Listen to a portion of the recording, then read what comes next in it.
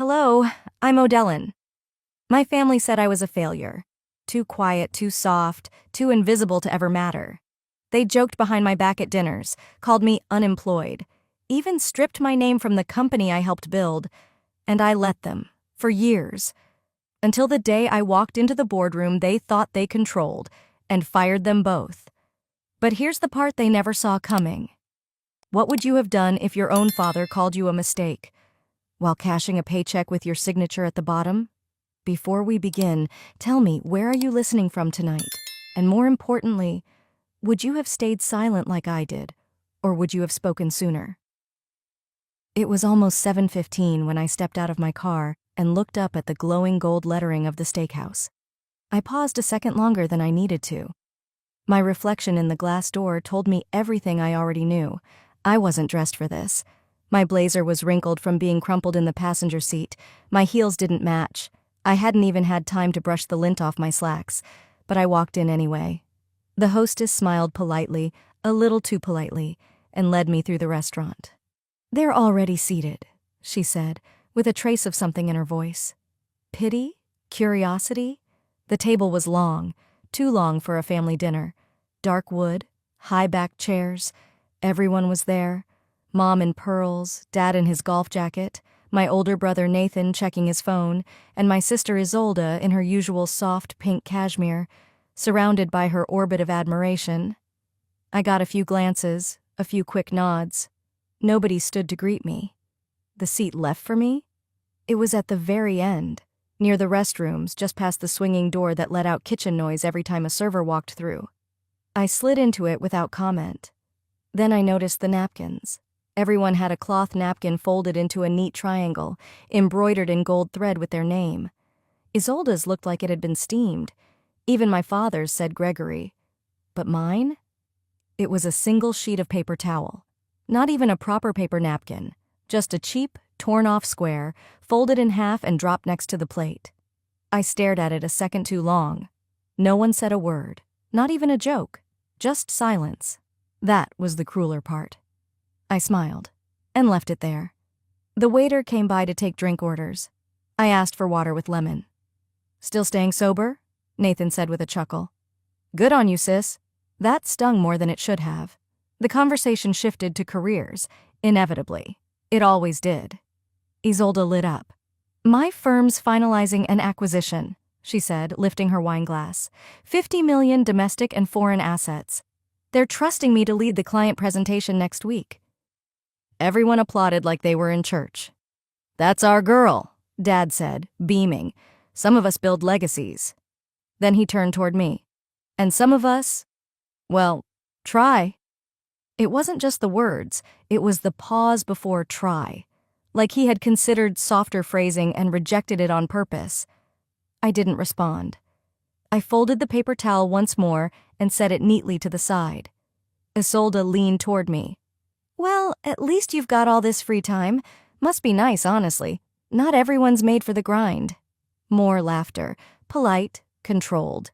Even Mom smiled, though she quickly redirected, "Anyway, Nathan, how's the renovation coming along on your backyard deck?" I took a sip of water. Let the coolness sit on my tongue. They thought I was jobless. They had thought so for months now. After I left my last position, quietly on my terms, I didn't correct their assumptions. I let them believe what they whispered. She's drifting. Maybe she's on unemployment. She was never as driven as Isolde. Let them think. Because what I was building was the very floor they were standing on. I looked around that table. Cherrywood, fine china, a bottle of wine that cost more than my first paycheck out of college. The air smelled like truffle butter and arrogance. And they didn't even realize. They were eating in one of the businesses I owned. The server returned with the check, placing the leather billfold beside my father. Isolde snatched it. No, I got this. Don't worry, Dad. One day Odellin can treat us once she's back on her feet." Everyone laughed again, short, controlled, like a sitcom laugh track. I looked up at the server. "No need," I said. "It's already paid for." Isolde blinked. "Paid for?" I nodded. "House account." Dad frowned. "House account? What do you mean?" I picked up the crumpled paper towel, held it between two fingers, then set it gently back down. I met each of their eyes one by one.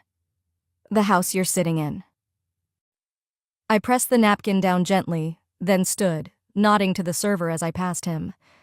I didn't wait for another comment, or even for their reactions to settle. I walked out before anyone could summon the nerve to ask a real question. The night air outside was cool against my skin.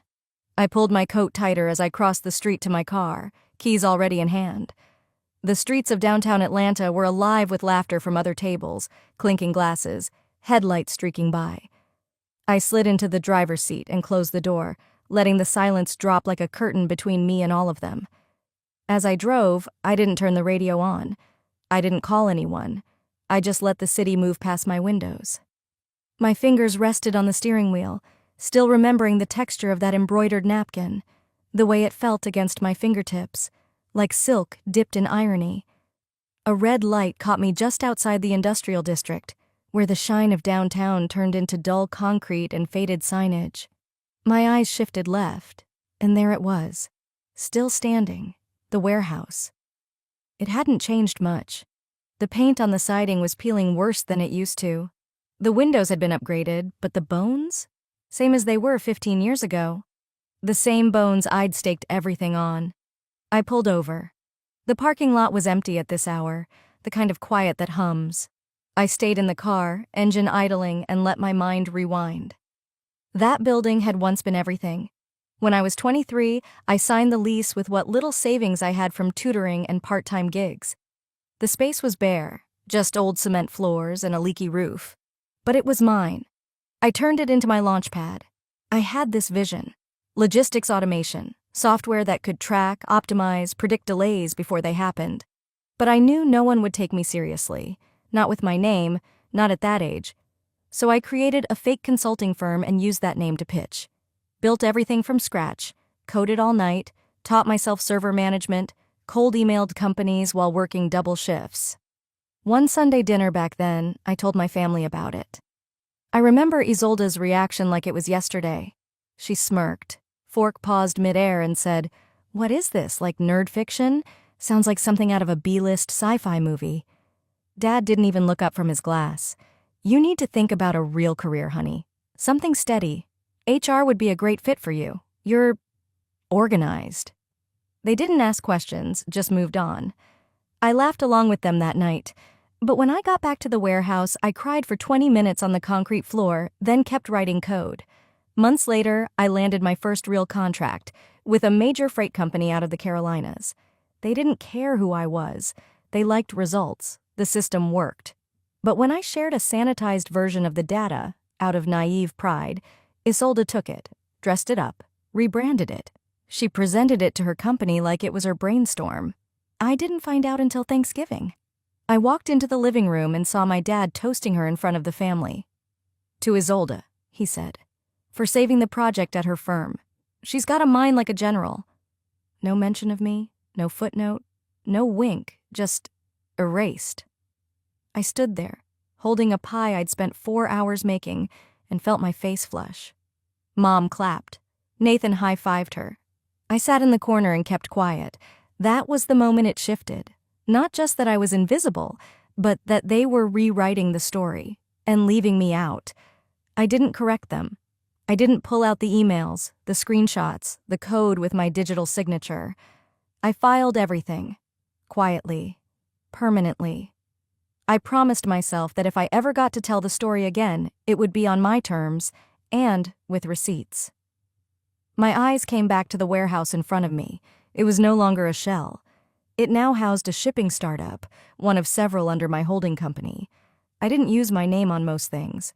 I learned early it was better to be underestimated. But the signature on that lease? It was mine. The building they dismissed, I owned. And every paycheck my father and sister earned passed through systems I'd written in that very warehouse. They had no idea the jobless girl they mocked still signed the lease on every office they worked in. I left the parking lot without turning my head again. The warehouse faded into the mirror like it never mattered to anyone but me. The drive home was quiet, just the sound of tires slicing pavement, and my thoughts looping back to the way Isolde had looked at me when I said, "house account." She looked like a magician whose trick had just failed in front of a sober crowd. It gave me more peace than I thought it would. When I got home, I didn't bother unpacking my purse. I kicked off my heels, poured a glass of water, and let the silence settle. The walls of my condo didn't echo with laughter, but at least they didn't echo with judgment either. I left my phone charging on the kitchen counter and went to bed. At 6:38 a.m., I woke to the sound of buzzing. Ping, ping, ping. The screen lit up before I touched it. 27 unread messages in the family group chat. My thumb hovered over it. I already knew what I'd find. That familiar gut pull before opening something you didn't ask for but couldn't ignore. I tapped. Isolde. Was that a flex or a cry for help? Dad. She's always had a flair for drama. That's why she couldn't hold down a real job. Mom. Don't be harsh. She meant well, I think. Isolde. Or she's having another one of her breakdowns. The last word hit like a slap. Breakdown.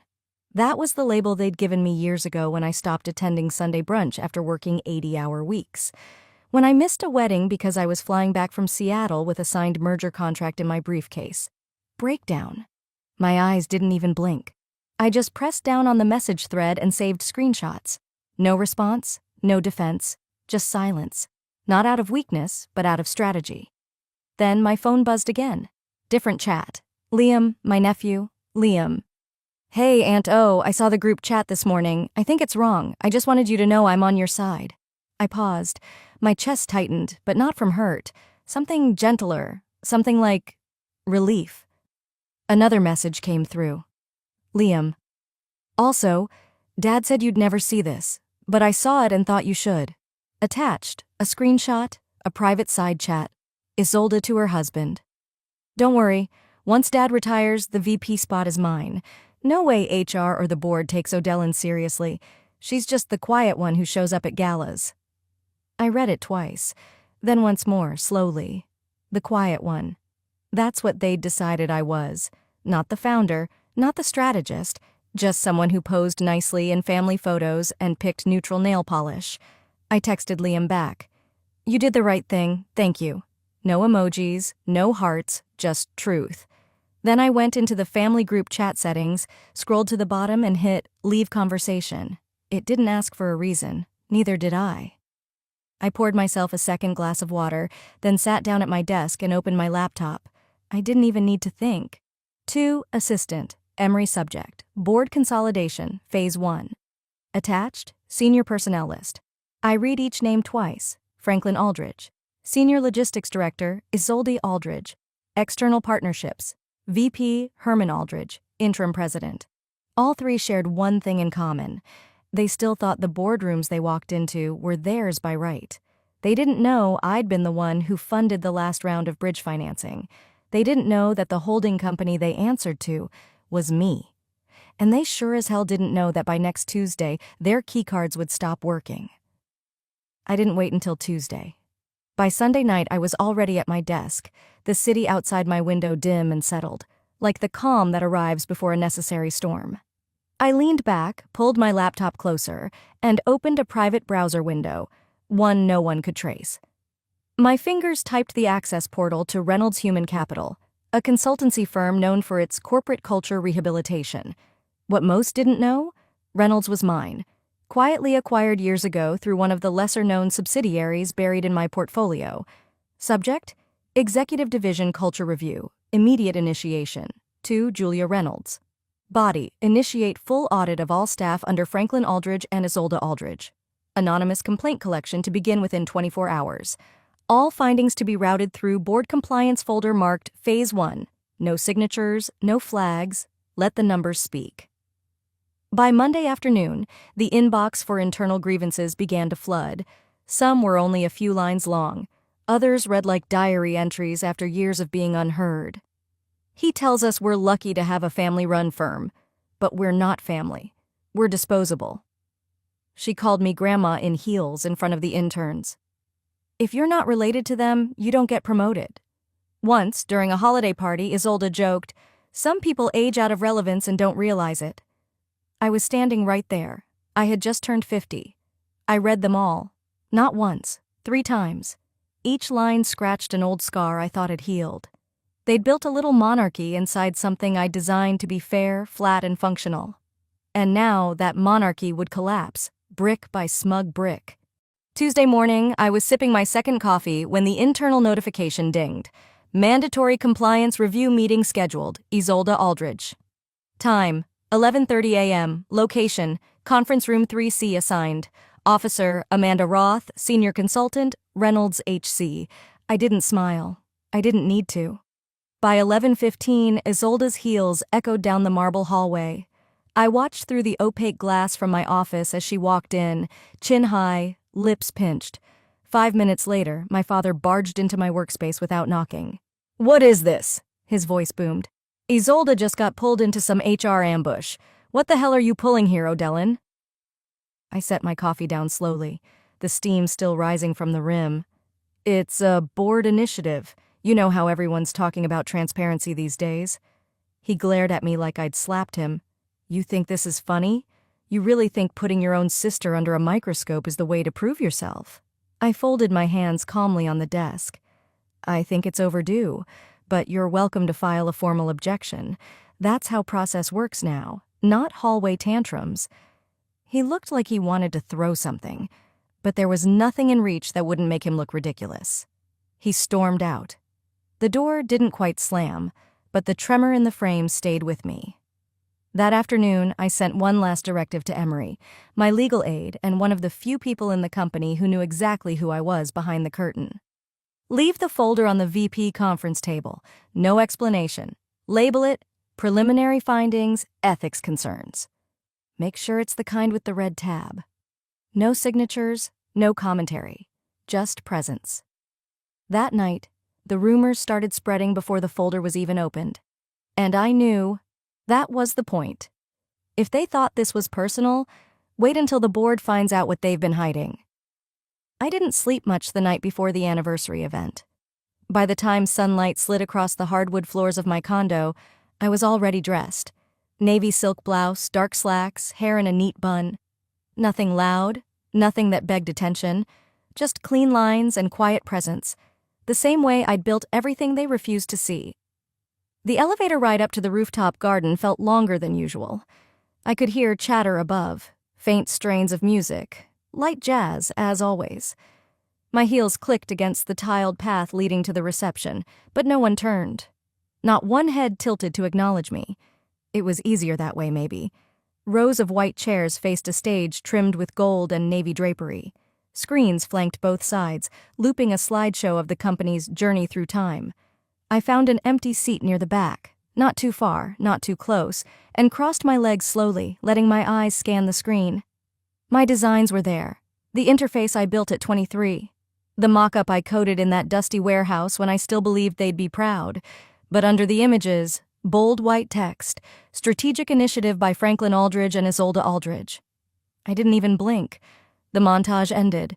The CEO took the stage. Some board members followed. Applause. Polite chuckles at old office photos. Then came the microphone exchange, and my father stepped forward.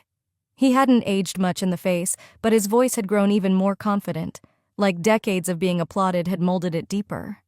"I want to thank everyone for being part of this legacy," he said. "It's not every day a family gets to build something that lasts." He paused for effect, smiling down at the rows of employees. "And I especially want to thank my daughter Isolde for her strategic brilliance, her vision, and her leadership during the company's growth years." Polite applause again. Isolde gave her best modest smirk. Then he glanced toward the back where I sat. "And to my younger daughter, O'Dellin, I know you're still trying to find your place. Keep going." He chuckled lightly, like it was meant to be encouraging. Someone near me made a soft aw noise. Someone else laughed. Not cruelly, worse, like they pitied me. I stood. I didn't rush, didn't stumble. I walked down the side aisle and kept going until the air changed, until the music and clapping were far behind me. I pushed open the heavy double doors, stepped into the lower courtyard, and finally exhaled. Keep going. I sat on the curb in my suit, just far enough from the party to be alone, but not so far I couldn't hear the echoes of their celebration. That line, It wasn't just a dismissal. It was a summary of every interaction I'd had with them for the past 20 years. Still trying to find your place. As if I'd been wandering, not building. I stared at the fountain in the center of the courtyard. The water trickled softly. Above, string lights blinked into early evening. I thought about driving home, packing a bag, and disappearing. I could. I had the funds, the silence, and the anonymity. But just then, a voice broke the stillness. Near the stone archway where two corridors met, a young intern, Kayla, I remembered her name, was being scolded by a middle-aged executive. "I told you, you don't just knock on a VP door during a logistics meeting," he snapped. "There's a chain of command. You're not at college anymore." Her face crumpled, but she nodded. She'd been the one who asked me last month about vendor integrations. Bright eyes, fast learner. Now, she turned and walked away, hugging a file folder like armor. I watched her go. I saw myself. The same walk I used to make, back when I had ideas and no one cared. Back when I got mocked for asking irrelevant questions in rooms I wasn't invited into.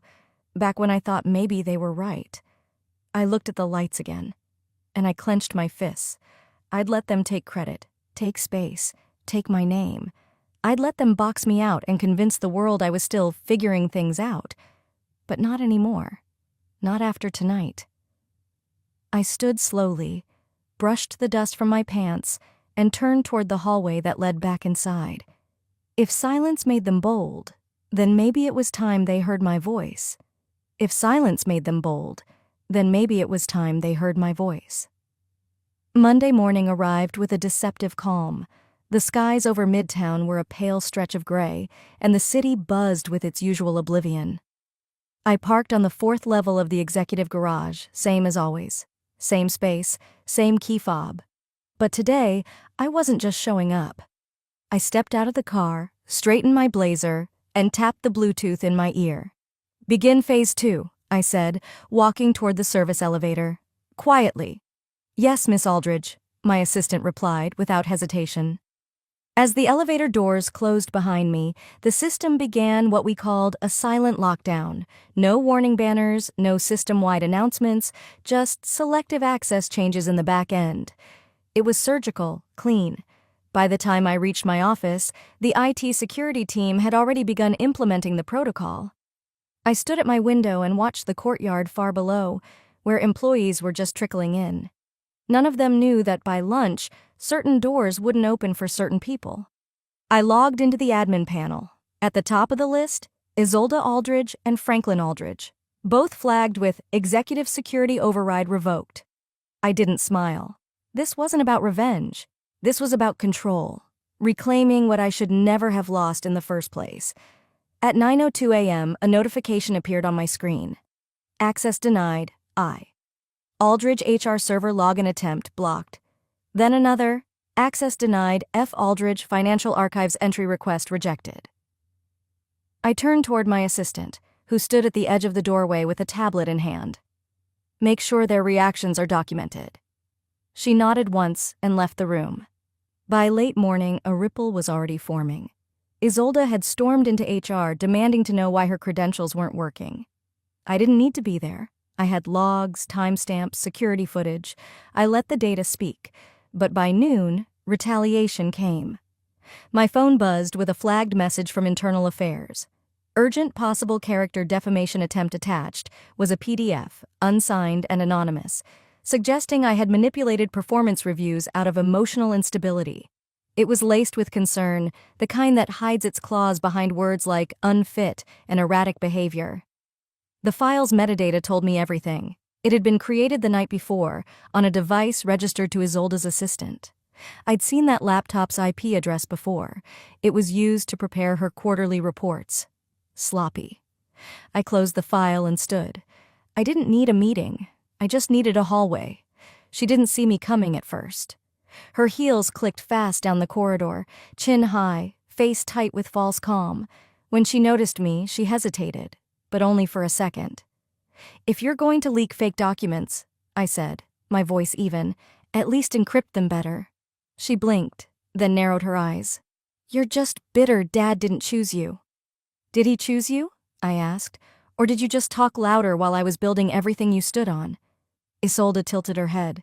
He never saw you as a leader, Odie. He never even saw you as competition. I took a step closer. No, I said. He never saw. Period. I didn't wait for her rebuttal. I walked away before the sting of my words had even settled. Back in my office, I sat down and typed a final message. To legal, to HR, to the ethics committee. Subject, misconduct findings, full board review required. I didn't copy Isolde. I didn't copy my father. I just clicked send. Then I opened my planner and made a note. Thursday, 10 a.m., full board meeting room 9B. They wouldn't see the meeting invite until it was too late. By the time they realized the meeting wasn't optional, the boardroom door had already locked behind them. They'd barely taken 2 steps into the conference room before the door clicked behind them. Not a loud sound, just a clean, mechanical lock. The kind that left no doubt it wasn't opening again anytime soon. I was already seated at the head of the long walnut table, the board to my left and legal counsel across. No one said anything. The silence did the work. My father frowned. What's this? Isolde's stilettos slowed as she glanced at the room, eyes darting from one face to another. Another compliance check? She asked, forcing a half smile like it might still charm someone. I motioned calmly toward the frosted glass behind them. The doors are sealed for confidentiality. You'll want to sit. They hesitated, then took seats, heavily. The chairs scraped like warnings. I leaned forward slightly, voice even. Let's begin. I passed a stack of folders to the board secretary. One by one, the members reached for theirs, flipping open the covers. Inside, incorporation records, transfer memos, shell company diagrams. And then the real surprise, my name, majority shareholder. Silence swept the room like a cold wind. My father's jaw clenched. This is nonsense. Is it? I asked, tilting my head. Because the Secretary of State's office in Delaware seems to think otherwise. So does your signature, right there. I pointed, transferring Class B shares to a firm I happen to control. He flipped through the pages faster now, hands trembling just slightly. Isolde hadn't moved. Her fingers hovered over the folder's edge like it might bite. This is a trick, he muttered again, more to himself than anyone else. No, I said, voice steady. This is history. Yours just didn't include me. The air felt dense, still. You could hear breathing, shuffling paper, nothing else, until I reached into the side pocket of my blazer and pressed a slim black remote. Let's review culture, I said. A speaker in the ceiling crackled to life. Then, voices. First Isolde, unmistakably. Half the team's coasting. If you're not family, you don't get a say. Then laughter, her father's voice. Cut the women out of the room. You save time on the back and forth. A board member stiffened. Another looked down at the table, blinking rapidly. I let it play for another 10 seconds. Then I clicked pause. Those were captured 3 months ago. Your quarterly offsite, drinks and all. Someone cleared their throat. I believe the board has applauded the wrong people long enough, I said. Let's take a closer look at what you've really been clapping for. More shuffling. The legal advisor at the far end opened his own folder and pulled out a memo. These statements, and others compiled during our investigation, he said, appear to violate the company's ethics charter. The breaches, when paired with share manipulation and suppression of rightful credit, trigger mandatory contract review under Clause 14. Isolde's face had gone pale. My father leaned back, no longer speaking. That, perhaps, was the loudest sound in the room. The chairman folded his hands. Mr. Aldridge, Miss Aldridge, he said slowly, your resignations are expected before close of business today. My father opened his mouth, then closed it again. Isolde's voice cracked. You can't do this. I stood, straightened my blazer. You wanted to erase me to protect your illusion of power, I said, looking at them both. Well, now you'll be erased from the very thing you tried to keep me out of. Then I turned, walked to the door, and nodded once at the assistant waiting outside. The lock clicked open behind me.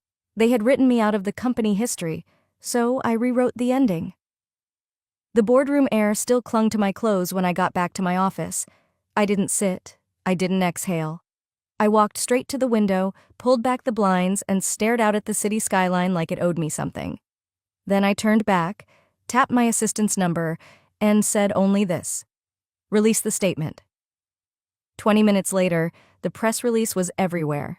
Headlines read like thunder: "Company to undergo major reform after internal ethics shakeup. New leadership declares zero tolerance for discrimination and nepotism." My name was on it, for the first time, without disguise. Odalyn Aldridge. Hundreds of emails and messages poured in. Former interns, current managers, retired employees, especially women, reached out. Some wrote full paragraphs of thanks. Others simply sent 2 words: "Thank you." It was overwhelming and humbling and long overdue. I scrolled through the mentions online and then I saw it. A side-by-side photo, posted by an ex-employee I barely remembered from the early days. One photo was old, faded, our original founding team standing in the warehouse, all of us grinning in jeans and t-shirts. I was near the back, half obscured by a folding table. The other photo? A cropped version from the same day, but this time with me in the foreground, centered. The caption read, "She built it. They just stood in front of it." It hit harder than anything I'd planned. The post went viral within hours, and with that virality came the desperation. Isolde and my father went live that evening on social media, sitting side by side on a beige sofa trying to look candid. Her makeup was perfect. His tone was performative. "She's been planning this for years," Isolde said, voice almost trembling. "This wasn't about justice. This was revenge." My father followed up with, "Odalyn was always sensitive. She struggled to take feedback. We love her, but she's been twisting this narrative to hurt the company we all built together." I didn't flinch. I didn't post a rebuttal, but others did. Screenshots from internal emails surfaced, leaked anonymously. Whistleblowers came out of the woodwork. Former employees shared stories: unfair demotions, snide remarks, exclusion from key meetings. Patterns emerged. The comments under their video turned against them within an hour. One woman wrote, "I got laid off after I told HR Isolde mocked my stutter. Guess she was as strategic about that too." Another posted, "I was told not to dress too ambitious by her father. This is karma, in real time." I watched it all unfold silently. Then I recorded one short video. I sat at my desk, no lighting crew, no makeup, just me and the lens. "I don't believe in takedowns," I said, "but I do believe in truth. Success built on silence is fragile. I was silent long enough." I didn't include hashtags, no music, no editing. That clip did more than trend. It resonated. Our company stock, which had dipped earlier that week, stabilized, then climbed. Investors appreciated integrity more than denial. And amid it all, something unexpected happened.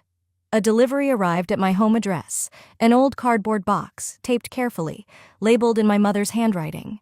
The handwriting I hadn't seen in over a decade. Inside, a few family photos, a charm bracelet, and a sealed envelope. The note inside was short, faded, smudged in places, but I could still read it. "Don't let them shrink you to fit their world. You were born to build your own." I sat there for a long time, holding that paper in both hands, feeling her voice echo through the years. Later that night, I placed the note beside a newly framed photo on my office bookshelf, the one from the warehouse, the uncropped version. But this time, I was front and center. I didn't just rewrite the ending. They'd never even imagined this version. 3 months had passed. The office moved differently now, quieter but somehow more alive. Conversations flowed freely.